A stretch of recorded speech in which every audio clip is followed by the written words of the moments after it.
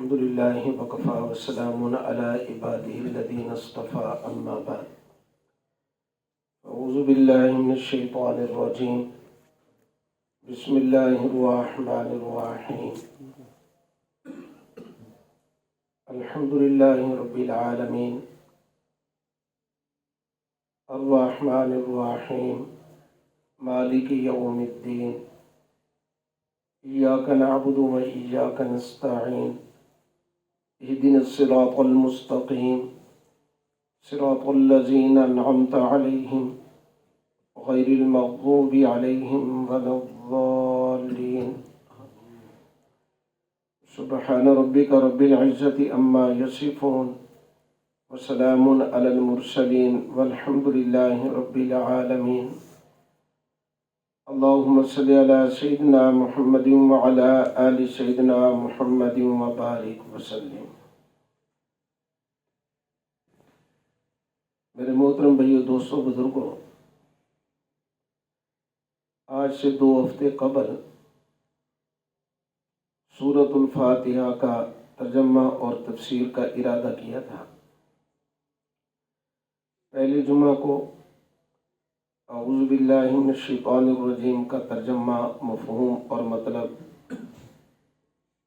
اور پھر دوسرا جمعہ بسم اللہ الرحمن الرحیم کے فضائل، ترجمہ اور تفسیر عرض کی تھی۔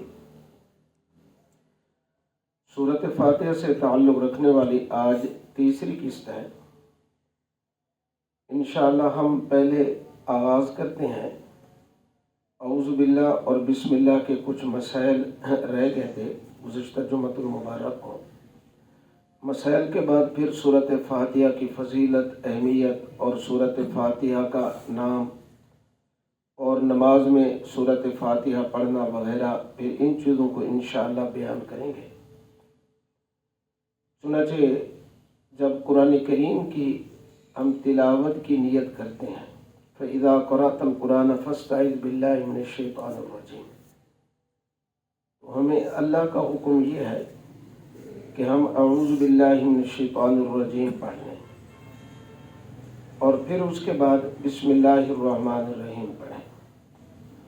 چنانچہ اعوذ باللہ کا تعلق صرف قرآن کریم کی تلاوت کے ساتھ ہے۔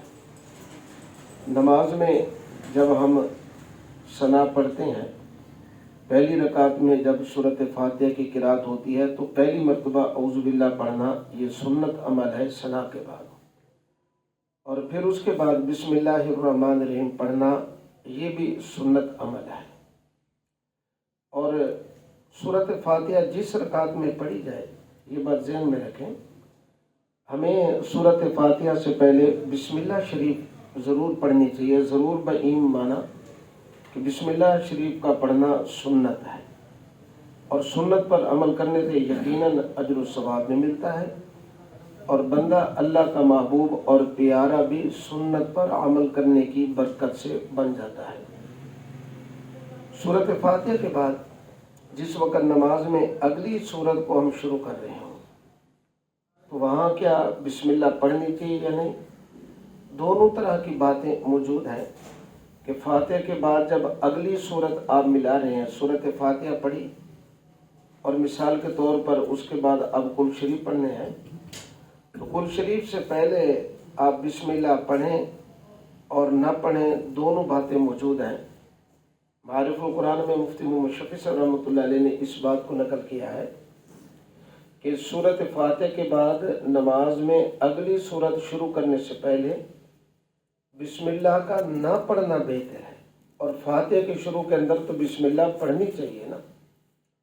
اور جس وقت قرآن کریم کی آپ تلاوت کر رہے ہیں تو آپ شروع کے اندر اعوذ باللہ پڑھیں گے اور بسم اللہ پڑھیں گے، اور ہر سورت کے شروع کے اندر بسم اللہ شریف پڑھیں گے، سوائے سورۃ توبہ کے۔ سورۃ توبہ کے شروع کے اندر یاد رکھیں وہ بسم اللہ نہیں ہے، البتہ اگر تلاوت کا آغاز ہی آپ سورۃ توبہ سے کر رہے ہیں تو پھر آپ نے اعوذ باللہ بھی پڑھنا ہے اور بسم اللہ بھی پڑھنا ہے، دونوں کام کرنے ہیں۔ ویسے قرأت کے شروع میں ایک دفعہ اعوذ باللہ کافی ہے، اور پھر اس کے بعد جو بھی سورت شروع کر رہے ہیں تو بسم اللہ شریف پڑھتے جائیں۔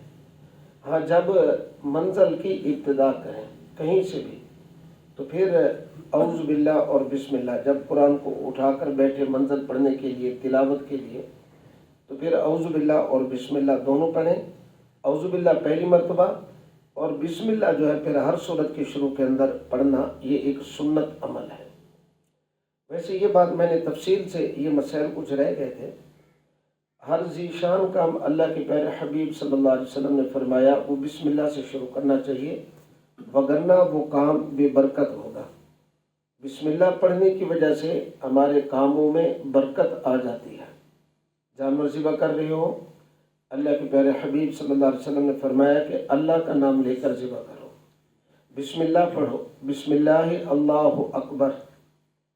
اور اگر تم نے بسم اللہ اللہ اکبر آمدن نہ پڑھا، جانور حرام رہے گا، حلال نہیں ہوگا۔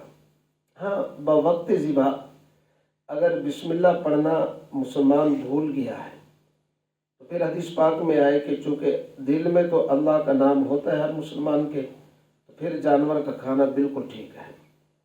تو اعوذ باللہ اور بسم اللہ کے مسائل کے بعد اب سورۃ فاتحہ کی طرف قدم اٹھاتے ہیں۔ پورے قرآن کریم کا خلاصہ سورۃ فاتحہ ہے۔ تو سورۃ فاتحہ کے بارے میں اللہ کے پیارے حبیب صلی اللہ علیہ وسلم نے ارشاد فرمایا والذی نفس بید محمد صلی اللہ علیہ وسلم ما انزلت فی التوراۃ والانجیل وفی الزبور وفی القرآن مثلھا۔ میرے آقا فرماتے ہیں سورۃ فاتحہ جیسی صورت اللہ نے نہ تورات میں نازل فرمائی، نہ انجیل میں نازل فرمائی، نہ زبور میں، اور نہ ہی قرآن کریم میں اس کے ہم پلہ کوئی اور صورت ہے۔ اب اس سے اندازہ کریں اللہ تعالیٰ نے اس امت کو، بعض روایتوں کے اندر یہ بات موجود ہے کہ بسم اللہ شریف اور اسی طرح سورۃ فاتحہ فرمایا کہ یہ اس امت کی خصوصیت ہے۔ کیا مطلب؟ اللہ تعالیٰ نے پچھلی امتوں کو یہ نعمتیں نہیں عطا فرمائی تھی۔ سورۃ علق اقرأ بسم ربک الذی، غار حرا میں سب سے پہلے یہ 5 آیات مبارکہ اتری ہیں۔ اس میں تو ذرا برابر کوئی شک و شبہ والی بات نہیں ہے، اور یہ سورت کی ابتدائی سب سے پہلے قرآن کریم کی یہ آیات ہے۔ اچھا، قرآن کریم کی سب سے آخر میں جو آیت اتری ہے وہ 3 پارے میں ہے، وَاتَّقُوا يَوْمًا تُرْجَعُونَ فِيهِ إِلَى اللَّهِ۔ یہ سب سے نزول کے اعتبار سے آخری آیت مبارکہ ہے۔ سورۃ علق یہ ابتدائی آیت مبارکہ ہے، 5 آیات یہ اکٹھے اتری تھی۔ اور پھر اسی دن حضرت جبرائیل علیہ السلام تشریف لے آئے، اور انہوں نے آ کر فرمایا کہ اللہ تعالیٰ فرما رہے ہیں کہ استعاذہ بھی کر لیں، یعنی اعوذ باللہ، اور پھر اس کے بعد فرمایا بسم اللہ الرحمن الرحیم، یہ بھی پڑھ لیں، اور پھر وضو کا طریقہ بھی میرے آقا کو بتا دیا گیا، اور پھر سورۃ فاتحہ مکمل طور پر یہ اتری ہے۔ البتہ سورۃ فاتحہ سے پہلے سورۃ علق کی 5 آیات مبارکہ، سورۃ مزمل اور مدثر کی بعض آیات مبارکہ پہلے نازل ہو چکی تھی، لیکن یہ آیات تھی سب سے پہلے مکمل جو سورت اللہ نے قرآن کریم کی نازل فرمائی ہے وہ سورۃ فاتحہ ہے۔ اللہ تعالیٰ نے سورۃ فاتحہ کو یہ اعزاز عطا فرمایا ہے۔ میرے آقا دو جہاں صلی اللہ علیہ وسلم نے ارشاد فرمایا کہ قرآن کریم میں فرمایا کہ سب سے بڑی صورت عظمت کے اعتبار سے تمہیں نہ سنو، چنانچہ پھر اس کے بعد میرے آقا نے سورۃ فاتحہ پڑھی۔ فرمایا یہ عظمت کے اعتبار سے قرآن کریم میں شان کے اعتبار سے یہ بہت بڑا درجہ رکھتی ہے۔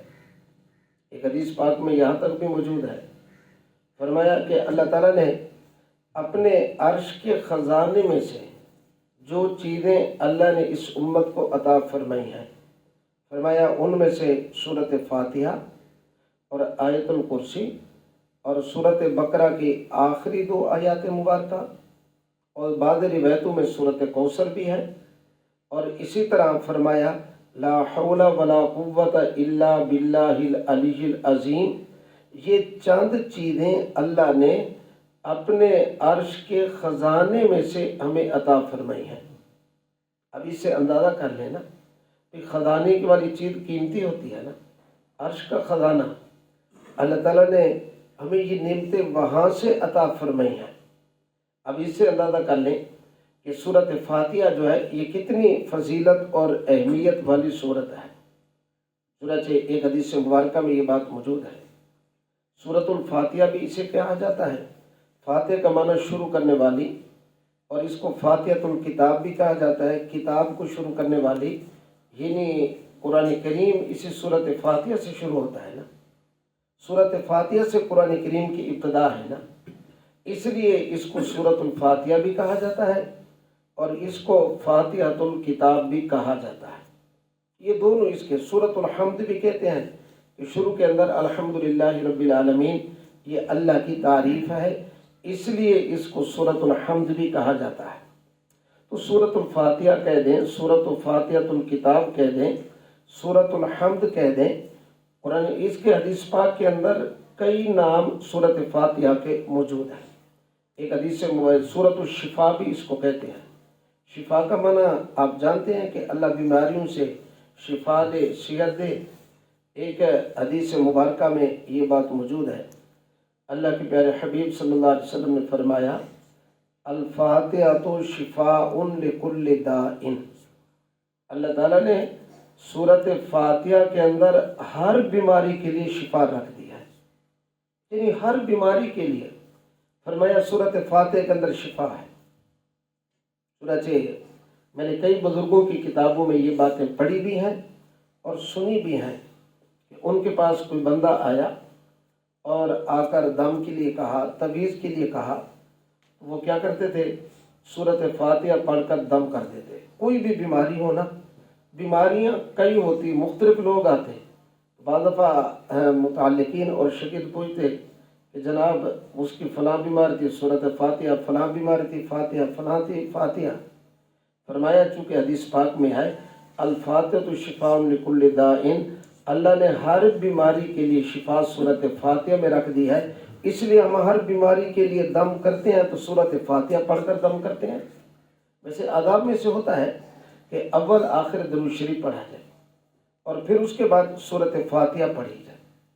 چنانچہ ایک واقعہ صحیح بخاری شریف کے اندر ملتا ہے، بڑا تفصیلی ہے۔ صحابہ کرام کی ایک مختصر جواب، حضرت ابو سعید خدری رضی اللہ تعالی عنہ بھی موجود تھے، اور یہ حضرات سفر کر رہے تھے۔ سفر کرتے ہوئے ایک بستی کے قریب پہنچے تو بستی کے قریب انہوں نے پڑاؤ ڈالا، خیمہ لگایا۔ اب ان کے پاس کھانے پینے کا سامان نہیں تھا، انہوں نے ان سے مہمانی کا تقاضا کیا، ہم مسافر ہیں تو مسافر اور مہمان کی خدمت کرنا بحث اجر و ثواب ہے، لیکن وہاں کوئی مسلمان نہیں تھا، وہ لوگ کافر تھے اور انہوں نے مہمان نوازی سے انکار کر دیا، وہ اس کیٹیگری کے لوگ تھے۔ اچھا صحابہ کرام صبر والے تھے، انہوں نے کہا ٹھیک ہے ہم نے رات گزارنی ہے۔ چنانچہ یہ ابھی تک سوئے نہیں تھے تو بستی کا ایک آدمی آیا، کہنے لگا کہ جی آپ میں سے کوئی بندہ منتر جھاڑ پھونک جانتا ہے؟ یہ بخاری شریف میں روایت ہے، جھاڑ پھونک اور منتر جانتا ہے؟ چنانچہ انہوں نے پوچھا کہ جی مسئلہ کیا ہے؟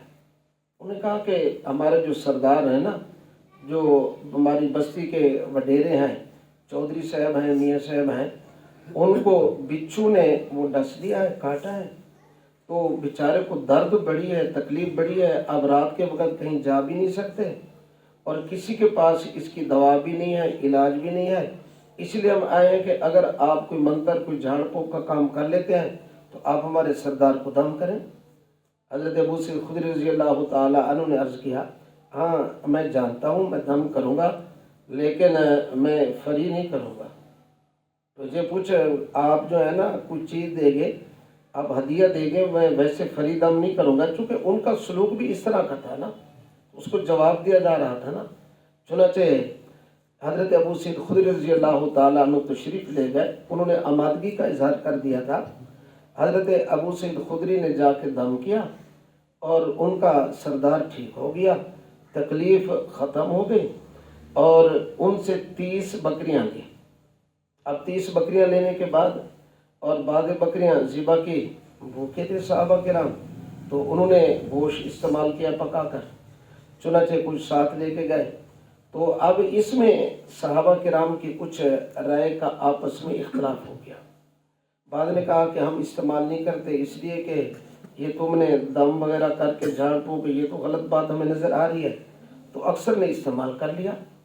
چنانچہ نئی بات جس وقت پیش آتی نا تو صحابہ کرام کا معمول یہ تھا کہ سرکار دو عالم صلی اللہ علیہ وسلم سے پوچھتے اور پھر اس کے بعد کیا کرتے، اسی کے مطابق عمل کرتے۔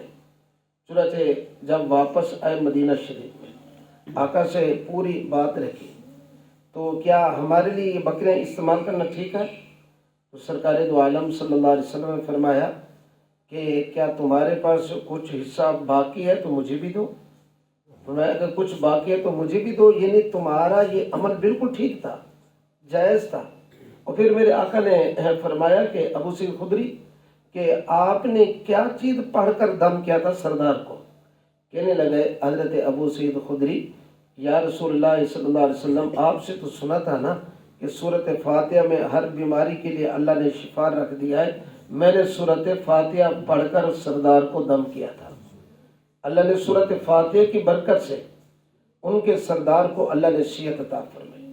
اب یہاں یہ بات بھی عرض کرتا چلوں کہ دم اور تویزات، اول نمبر پر کوئی بھی مسئلہ اور پریشانی ہو تو صلاۃ الحاجت ہے، اللہ سے دعا مانگنا ہے، اور پھر اس کے بعد اگلا درجہ یہ ہے کہ دم کرنا۔ تعویذ کو وہ ہم جائز کہتے ہیں، البتہ دم اور تعویذ پر اجرت لینا، معاوضہ لینا، پیسے لینا، جس کو آج کل ہدیہ کہہ دیتے ہیں، کیا یہ جائز ہے یا نہیں؟ تو اس روایت کو سامنے رکھتے ہوئے یاد رکھیں کہ معلوم ہوتا ہے کہ جائز ہے۔ امام بخاری رحمۃ اللہ علیہ نے اس روایت کو کتاب الاجارہ میں بھی ذکر کیا ہے، بخاری شریف میں، تو جس سے معلوم ہوتا ہے کہ جائز ہے۔ لیکن اس کے ساتھ ساتھ یاد رکھیں کہ جیسے آج کل مستقل ایک کاروبار کی شکل ہے نا، اور عقائد ہمارے بڑے کمزور ہیں، ایمان ہمارا بڑا کمزور ہے، اعمال ہے نہیں، بس کوئی بھی مسئلہ ہو تو کہتے ہیں جی حساب کروا لیں گے، اور پھر حساب کے اوپر اگلے لوگوں کی فیسیں، پھر تویز پر فیسیں بھی وہ ایسی ہوتی ہیں کہ وہ بھی تقریباً وہ بڑے ڈاکٹروں اور وکیلوں کی طرح آسمان سے باتیں کرتی ہیں۔ تو یہ جو کاروبار کی شکل بن چکی ہے نا، مستقل اس کا طرح کرنا، یہ ترتیب اچھی نہیں ہے، اس سے بلکہ آدمی کو بچنا چاہیے۔ آدمی بلکہ اس واقعہ کو نقل کرنے کے بعد استاد محترم حضرت مولانا سرفراز خان صفدر رحمۃ اللہ علیہ، جو سیدنا حسین مدنی رحمۃ اللہ علیہ کے شاگرد تھے، فرمانے لگے کہ جو جائز کہتے ہیں نا، ان سے ذرا یہ بات بھی کہہ دینا کہ صحابہ کرام نے تو وہ اپنا کن سے لیا تھا؟ کافروں سے لیا تھا۔ انہوں نے مہمان نوازی کا انکار کیا، اور تم مسلمانوں کو لیتے ہو اور جو تمہیں لے کے جاتے ہیں چائے پانی کھانا دعوت ہر چیز چل رہی ہے، ذرا فرق تو کر لو نا۔ تم اپنوں سے لیتے، انہوں نے کافروں سے لیا، ان کا کرتوت کو سلوک اس طرح کا تھا، رویہ، انہوں نے مہمان نوازی سے انکار کر دیا تھا۔ تو باہر کا میرے بھائیوں، تو جواز میں تو کوئی شک نہیں، لیکن کاروبار کی جو شکل بن چکی ہے، اس سے مجھے اتفاق نہیں ہے کہ یہ ترتیب ٹھیک اور اچھی نہیں ہے۔ ہمیں ہمارے بڑوں نے یہی بات سمجھائی تھی، فرمایا کہ مانگنا بالکل نہیں ہے، اشارتاً کنایتاً بالکل نہیں مانگنا، اور اگر کوئی بندہ دے دے تو پھر آپ اس کو ہدیے کی نیت سے قبول کر لیں، تو یہ بات ٹھیک ہے۔ الحمدللہ اس عاجز کا ابتدا سے ابھی تک اسی بات کے اوپر عمل ہے کہ طے کر لینا، مانگنا، یہ تو ہمارے مزاج کے بھی بالکل خلاف ہے۔ تو بہرکیف اب سورۃ فاتحہ پڑھ کر دم کیا تھا حضرت ابو سعید خدری رضی اللہ تعالی عنہ نے، اللہ تعالیٰ نے ان کے سردار کو صحت عطا فرمائی۔ یہاں ایک وظیفہ عرض کرتا چلوں، علماء نے یہ بات لکھی ہے، فرمایا کہ اگر کوئی مہلک سے مہلک بیماری ہو، جان لیوا بیماری کہ علاج کروا رہے ہیں، سارا کچھ پرہیز بھی ہے، جان نہیں چھوٹ رہی، فرمایا کہ پھر سورۃ فاتحہ آپ اس ترتیب سے پڑھیں کہ فجر کی اذان کے بعد فجر کی سنتیں پہلے پڑھ لیں۔ اب سنتیں پڑھ لینے اور فرضوں کے درمیان میں وقفہ تو ہوتا ہے کافی سارا، تو فرمایا کہ اذان کے بعد سنتے ذرا فجر کی 2 پڑھ کرنا آپ اس طرح کریں کہ شروع کے اندر طاق مرتبہ درود شریف پڑھ لیں، اور طاق مرتبہ درود شریف پڑھنے کا مطلب یہ ہے کہ 11 9 7 5 یا کم از کم 3 مرتبہ درود شریف پڑھ لیں، اور سورۃ فاتحہ 41 مرتبہ پڑھنی ہے۔ طریقہ یہ ہوگا بسم اللہ الرحمن الرحیم الحمد للہ رب العالمین، مکمل سورۃ فاتحہ پڑھیں، اور بسم اللہ شریف کو سورۃ فاتحہ کے ساتھ ملا کر پڑھیں، 41 مرتبہ پڑھیں، اور اول آخر جو ہے وہ درود شریف پڑھیں، پانی پر دم کر لیں۔ جو بھی آپ کا مریض ہے آپ اس کو 1 چلہ یعنی 40 دن پلائیں، اللہ سورۃ فاتحہ کی برکت سے اس کی بیماری کو دور فرمائیں گے، اللہ اس کو صحت عطا فرمائیں گے۔ چنانچہ ایک تفسیروں میں واقعہ ملتا ہے، ایک آدمی تھا کہ بیوی حاملہ تھی، نوجوان تھا، بیچارہ فوت ہو گیا، وقت اتنا تھا اس کے پاس، فوت ہونے سے پہلے بیوی کو وصیت کی کہ اللہ تعالیٰ بیٹا دے۔ تو جب وہ چلنے لگے، بولنے لگے، تو پہلا کام آپ نے یہ کرنا ہے کہ آپ نے قاری صاحب کے پاس اس کو بھیجنا ہے اور وہ قرآن اس کو پڑھائے۔ چنانچہ وہ بیچارہ فوت ہو گیا، اور فوت ہونے کے بعد بیوی کو خواب میں ملا تو بیچارہ عذاب میں مبتلا ہے۔ تفسیروں میں یہ واقعہ ملتا ہے۔ چنانچہ پھر اس کے بعد اللہ نے بیٹا دے دیا۔ جب وہ چلنے لگا، پھرنے لگا، بولنے لگا، تو بیوی نے وصیت پہ عمل کیا اور اس کو قاری صاحب کے پاس بھیجا۔ بسم اللہ الرحمن الرحیم قاری صاحب نے پڑھایا، الحمدللہ رب العالمین الرحمن الرحیم مالک یوم الدین۔ چنانچہ پھر اس کے بعد اللہ پروردگار نے اس بچے کی بسم اللہ اور سورۃ فاتحہ پڑھنے کی برکت سے عذاب دینے والے فرشتوں کو فرمایا کہ جس کا ننھا منا بچہ زمین پر بیٹھ کر میری تعریف کر رہا ہو، زمین کے نیچے میں اس کو عذاب دوں، مجھے حیا آتی ہے، میں نے اس کو معاف فرما کر جنت عطا کر دی ہے۔ تو یہ بسم اللہ شریف کی سورۃ فاتحہ کی برکت ہے۔ سورۃ فاتحہ اس کو 7 مثانی بھی کہا جاتا ہے، یعنی 7 آیات مبارکہ۔ قرآن عظیم بھی اس کو کہا گیا وَلَقَدْ آتَيْنَاكَ سَبْعًا مِنَ الْمَثَانِي وَالْقُرْآنَ الْعَظِيمِ، یہ خود 14ویں پارے میں موجود ہے۔ 7 مثانی کا معنی 7 آیتیں جو بار بار پڑھی جاتی ہیں۔ قرآن عظیم ہے، پورے قرآن کا یہ خلاصہ ہے۔ چنانچہ نماز کے اندر یاد رکھیں سورۃ فاتحہ بار بار پڑھی جاتی ہے، ہر رکعت کے اندر پڑھی جاتی ہے، اور اگر سورۃ فاتحہ بندہ نہ پڑھی نماز کا فَقْرَؤُوا مَا تَيَسَّرَ مِنَ الْقُرْآنِ، اللہ تعالیٰ خود فرما رہے ہیں کہ قرآن کی نماز میں تلاوت کرو۔ اب قرآن کی تلاوت یہ رکن ہے، سورۃ فاتحہ اور بعد والی سورت جو ہے یہ دونوں پڑھی جائیں۔ چنانچہ اگر سورۃ فاتحہ کو اکیلے طور پر فقہا نے واجب لکھا ہے اور بعد والی سورت کو واجب لکھا ہے، اگر کوئی بندہ سورۃ فاتحہ پڑھ لیا بعد والی سورت نہ پڑھی نا، سجدہ سہو کر لیا تو نماز ہو جائے گی۔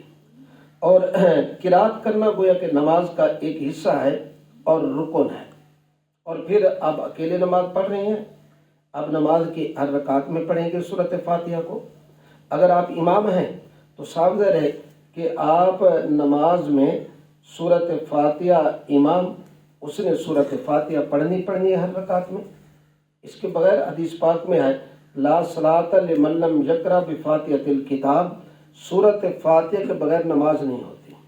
لیکن یہاں یہ بات ذہن میں رکھیں کہ یہ بات چل رہی ہے کہ اگر آپ اکیلے نماز پڑھ رہے ہیں یا آپ امام ہیں اور نماز پڑھا رہے ہیں، اگر آپ کی حیثیت مقتدی کی ہے تو پھر یاد رکھیں پھر قرات کرنا وہ امام کا وظیفہ ہے، پھر آپ کے ذمہ جو کام ہے وہ خاموش رہنا ہے۔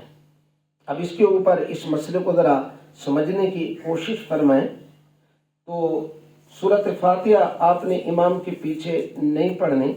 اس کے اوپر الحمدللہ قرآن کریم کی ایک آیت مبارکہ بھی دلیل ہے، اور اس کے اوپر کئی حدیث مبارکہ جی وہ دلائل موجود ہیں۔ ہمارے احباب اور ہماری بھی یہ کمی ہے، احباب کو بتاتے نہیں ہیں، اور ہمارے ساتھیوں کے اندر بھی یہ کمی ہے کہ وہ کسی ایک کا کلپ کوئی سن لیں گے، کوئی بات سن لیں گے، بس بغیر کسی اپنے عالم سے پوچھے، اور بتائیں گے نہیں نہ کوئی تحقیق، اور اس کے اوپر عمل شروع کر دیں گے نہ میرے بھائی۔ الحمدللہ کہ یہ امام کے پیچھے مقتدی نے قرات نہیں کرنی۔ کیوں؟ اللہ تعالیٰ سورۃ اعراف کے اندر ارشاد فرماتے ہیں، آیت نمبر 204، وَإِذَا قُرِئَ الْقُرْآنُ فَاسْتَمِعُوا لَهُ وَأَنصِتُوا لَعَلَّكُمْ تُرْحَمُونَ۔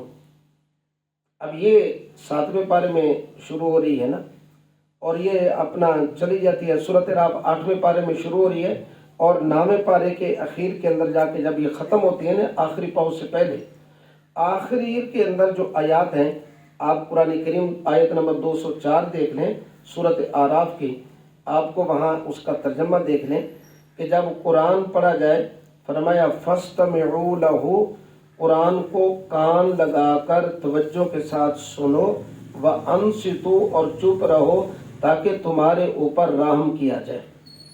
اب یہ آیت حضرت امام احمد بن حنبل رحمۃ اللہ علیہ ارشاد فرماتے ہیں کہ بالکل امت کا اجماع ہے۔ حضرت کے الفاظ پہ توجہ کریں، فرماتے ہیں امت کا اجماع ہے کہ یہ آیت نماز کے بارے میں اتری ہے۔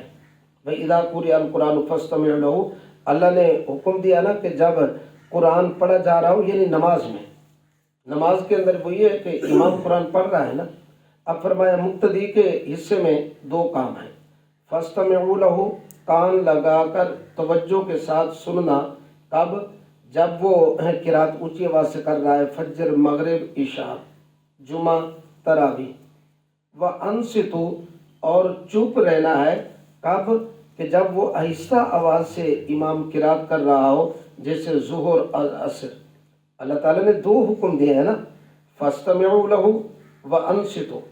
فرمائے کہ جب امام نماز میں قرات کر رہا ہو، تمہارے کانوں تک آواز آ رہی ہے یا نہیں آ رہی، فرمایا کہ تم نے آواز آ رہی ہے فجر، مغرب، عشاء، نہیں آ رہی ظہر، عصر، فرمایا تمہارے ذمہ کیا ہے؟ کان لگا کر توجہ کے ساتھ سننا، آواز آ رہی ہے، نہیں آ رہی، پھر بھی فرمایا وَأَنصِتُوا، فرمایا خاموش رہنا ہے امام کے پیچھے۔ یہ تو قرآن کی آیت ہے۔ ہمارے احباب پوچھتے رہے ہیں، پھر کہتے ہیں کہ جی کوئی دلیل ہے، اللہ کے بندے سے بڑی دلیل کیا ہوگی؟ چنانچہ حدیث مبارکہ کے اندر یہ بات موجود ہے، مسلم شریف میں روایت ہے، حضرت ابو موسیٰ اشعری رضی اللہ تعالی عنہ نقل کرتے ہیں کہ حضور صلی اللہ علیہ وسلم نے ہمیں نماز کا طریقہ وغیرہ ساری چیزیں بتائی۔ فرمایا وَإِذَا كَبَّرَ فَكَبِّرُوا، جس وقت امام تکبیر کہے اللہ اکبر، تم بھی تکبیر کہو، یہ مسلم شریف کی روایت ہے۔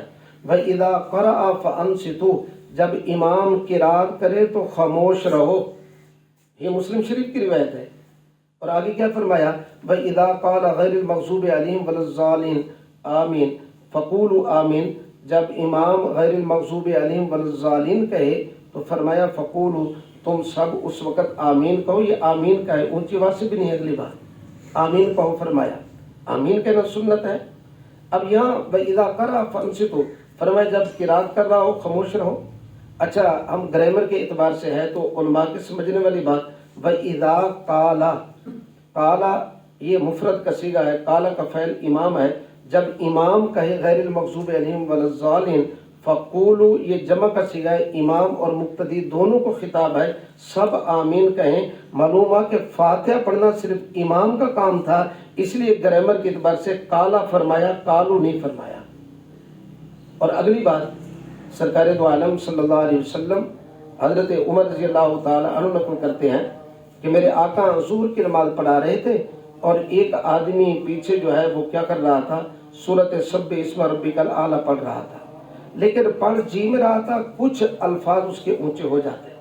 اور ایک روایت حضرت ابو ہریرہ رضی اللہ تعالی عنہ سے ہے کہ وہ جہری نمازوں کے متعلق ہے کہ سرکار دو عالم صلی اللہ علیہ وسلم غالباً عشاء کی نماز تھی، میرے آقا نماز پڑھا رہے ہیں، قرات کر رہے ہیں، تو پیچھے کوئی آدمی جو ہے نا وہ بھی قرات کر رہا تھا۔ تو سرکار دو عالم صلی اللہ علیہ وسلم جب نماز سے فارغ ہوئے، یہ ساری حدیث مبارکہ کے اندر یہ باتیں موجود ہیں، میں ذمہ داری سے اس کو نقل کر رہا ہوں۔ تو سرکار دو عالم صلی اللہ علیہ وسلم جب نماز سے فارغ ہوئے نا تو میرے آقا نے پوچھا هل قرأ احد منکم معی آنفا، کیا تم میں سے کسی آدمی نے میرے پیچھے صورت میں جب قرات کر رہا تھا نماز میں قرات کوئی آدمی تم میں سے کر رہا تھا؟ یہ 3 مرتبہ پوچھا تو فقال رجل انا یا رسول اللہ صلی اللہ علیہ وسلم، ایک آدمی نے کہا یا رسول اللہ صلی اللہ علیہ وسلم میں آپ کے پیچھے قرات کر رہا تھا۔ فقال رجل، یہ حدیث کے الفاظ ہے، ایک آدمی، معلومہ قرات کرنے والا پوری جماعت میں ایک تھا امام کے پیچھے، باقی سب خاموش کھڑے تھے نا، رجل مفرد کا صیغہ ہے نا۔ پھر اس کے بعد میرے آقا نے فرمایا مالی اناظر قرآن، کہ کیا ہو گیا کہ قرآن کے بارے میں میرے ساتھ کشمکش کی جا رہی ہے کہ میں بھی قرآن پڑھ رہا ہوں اور آپ بھی پیچھے پڑھ رہے ہیں۔ پھر اس کے بعد صحابہ کرام حضور اکرم صلی اللہ علیہ وسلم سے پیچھے جو ایک آدھ قرات کر رہا تھا نا، وہ بھی اس چیز سے بعد آگے اس کو چھوڑ دیا۔ تو سرکار دو عالم صلی اللہ علیہ وسلم نے خود گویا کہ اس بات سے روک دیا، اور صحابہ کرام کے یہ ساری حدیثوں کے اندر یہ باتیں موجود ہیں۔ اور پھر اگلی بات کہ میرے آقا کو سورۃ فاتحہ اللہ نے عطا فرمائی ہے، پچھلے نبیوں کو نہیں ملی۔ معراج کے موقع پر آقا امام ہیں، باقی انبیاء مقتدی ہیں آقا کے پیچھے، ان کو تو فاتحہ یاد اس لیے نہیں تھی کہ اللہ نے عطا نہیں فرمائی نا، تو اکیلے آقا نے سورۃ فاتحہ پڑھی نا۔ اور جب میرے آقا دنیا سے پردہ فرمانے کا وقت قریب تھا، ابو بکر صدیق رضی اللہ تعالیٰ عنہ نماز پڑھا رہے تھے، سہارے کے ذریعے میرے آقا پہنچے۔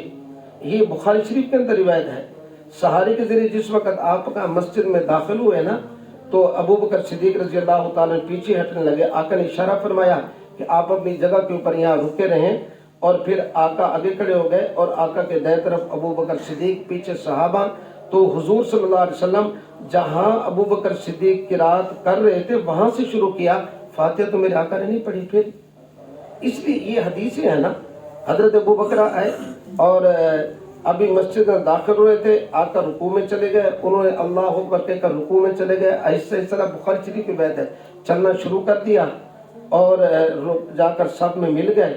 تو درمیان میں فاصلہ تھا، تو جب آقا نماز سے فارغ ہوئے نا، تو آقا نے فرمایا زادک اللہ حرصا فلا تعدہ، ابو بکرہ اللہ تجھے نیکیوں میں اور حریص بنائے، لیکن اس طرح نہ کہ اگر سب میں مل کر اللہ کو کہہ کے شریک ہو جا۔ تو ابو بکر نے سورۃ فاتحہ تو نہیں پڑھی تھی، وہ رکوع میں ملا تھا۔ تو میرے بھائیو، جب آپ امام کے پیچھے پڑھ رہے ہوں تو پھر آپ کے ذمہ یہ ہے کہ سورۃ فاتحہ امام کے پیچھے اور بعد والی سورت قرات نہیں کرنی، امام کی قرات ہمارے لیے کافی ہے۔ امام اعظم ابو حنیفہ رحمۃ اللہ علیہ، عبداللہ بن مبارک رحمۃ اللہ علیہ، حسن بصری رحمۃ اللہ علیہ، امام اوزاعی رحمۃ اللہ علیہ، امام مالک رحمۃ اللہ علیہ، سبھی یہ حضرات کہتے ہیں میرے بھائی، تو اللہ پروردگار بات سمجھنے کی اور عمل کرنے کی توفیق نصیب فرمائے۔ وما علینا الا البلاغ، سنتے ادا فرمائے۔